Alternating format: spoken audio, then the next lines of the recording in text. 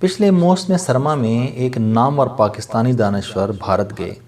دورے کے اختتام پر ایک غیر سرکاری تنظیم نے دلی میں ان کے اعزاز میں ایک نشست کا اہتمام کیا، جس میں پاکستانی دانشور کو خراج عقیدت پیش کرنے کے لیے چوٹی کے بھارتی دانشور تشریف لائے۔ نشست کے آخر میں جب سوال و جواب کا سلسلہ شروع ہوا تو ایک ہندو دانشور نے اپنے معزز مہمان سے ایک عجیب سوال پوچھا۔ پوچھنے والے نے پوچھا، یہاں بھارت میں تو مسلمان مساجد میں نماز ادا کرتے ہیں، وہاں پاکستان میں کہاں پڑھتے ہیں؟ پاکستانی دانشور نے اس سوال کو مذاق سمجھ کر فلک شگاف کہہ کر لگایا، لیکن جب انہیں محفل کی طرف سے کوئی خاص رد عمل موصول نہ ہوا تو انہوں نے کھسیانہ سا ہو کر سوالی کی طرف دیکھا۔ ہندو دانشور کے چہرے پر سنجیدگی کے ڈھیر لگے ہوئے تھے۔ پاکستانی دانشور نے بے چینی سے پہلو بدل کر جواب دیا، ظاہر مسجدوں میں ہی پڑھتے ہیں۔ یہ جواب سن کر ہندو دانشور کھڑا ہوا، ایک نظر حاضرین پر ڈالی اور پھر مسکرا کر بولا، لیکن ہمارے اطلاعات کے مطابق تو پاکستانی مسجدوں میں نماز پڑھنے والوں کو گولی مار دی جاتی ہے۔ ہندو دانشور کو یہ تبصرہ پاکستانی دانشور کو اسکڈ میزائل کی طرح لگا۔ اس کا ماتھا پسینے سے بھیگ گیا، ہاتھوں میں لرزہ طاری ہو گیا اور آنکھوں میں سرخی آ گئی۔ منتظمین موقع کی نزاکت بھانپ گئے، لہٰذا انہوں نے فوراً نشست کے اختتام کا اعلان کر دیا۔ یوں پاک بھارت تعلقات مزید بگڑنے سے بچ گئے۔ یہ واقعہ مجھے مرحوم حکیم سعید نے سنایا تھا۔ مجھے آج بھی وہ گرم سپہر یاد ہے۔ میں ہمدرد دعا خانہ راولپنڈی میں حکیم صاحب کے کمرے میں بیٹھا تھا۔ مرحوم خلاف معمول تھکے تھکے سے لگ رہے تھے۔ میں نے ادب سے طبیعت کے اس بوجھل پن کی وجہ دریافت کی تو دل فریفتہ لہجے میں بولے، ہم نے اس دکھ سے بھارت چھوڑا تھا کہ ہمیں وہاں مذہبی آزادی حاصل نہیں تھی۔ ہم نماز پڑھنے جاتے تھے تو ہندو مسجدوں میں سور چھوڑ دیتے تھے، خانہ خدا کے دروازے پر ڈھول پیٹتے تھے، بول براس کی تھیلیاں ہمارے اوپر پھینکتے تھے۔ ہندو شرپسند پچھلی صفوں میں کھڑے نمازیوں کو چھرے گھونپ کر بھاگ جاتے تھے۔ ہم نے سوچا چلو پاکستان چلتے ہیں، وہاں کم از کم ہمارے سجدے تو آزاد ہوں گے، ہماری مسجدیں، ہماری درگاہیں تو محفوظ ہوں گی۔ لیکن افسوس، آج مسلح گارڈ کے پہرے کے بغیر پاکستان کی کسی مسجد نماز کا تصور تک نہیں۔ مجھے میرے بڑے بھائی حکیم عبدالحمید دلی سے لکھتے ہیں، سعید واپس آ جاؤ، پاکستان کے حالات ٹھیک نہیں، یہاں ادھر کم از کم مسجدیں تو محفوظ ہیں۔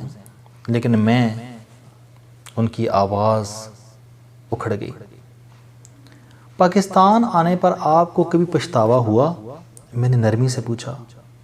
انہوں نے اچکن کے بٹن سہلائے، نہیں، ہرگز نہیں، یہ سودا ہم نے خود کیا تھا۔ حمید بھائی میرے اس فیصلے سے خوش نہیں تھے۔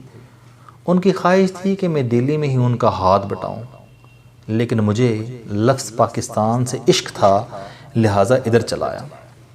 اللہ تعالیٰ نے کرم کیا اور وہ ادارہ جس کی بنیاد میں نے 12 روپے سے رکھی تھی، آج پاکستان کے چند بڑے اداروں میں شمار ہوتا ہے۔ یہ سب پاکستان سے عشق کا کمال ہے۔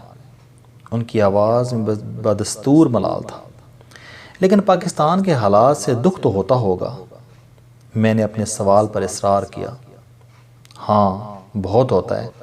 اخبار پڑھتا ہوں، سیاستدانوں کے حالات دیکھتا ہوں، عوام کی گرد گوں صورتحال پر نظر پڑتی ہے تو بہت دکھ ہوتا ہے۔ جب ادھر دلی سے کوئی عزیز رشتہ دار پاکستان آ کر کہتا ہے کیوں پھر، تو دل پر چھری سی چل جاتی ہے۔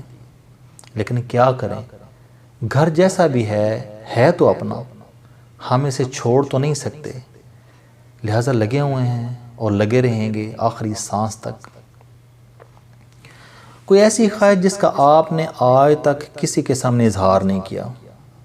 انہوں نے کچھ دیر تک سوچا۔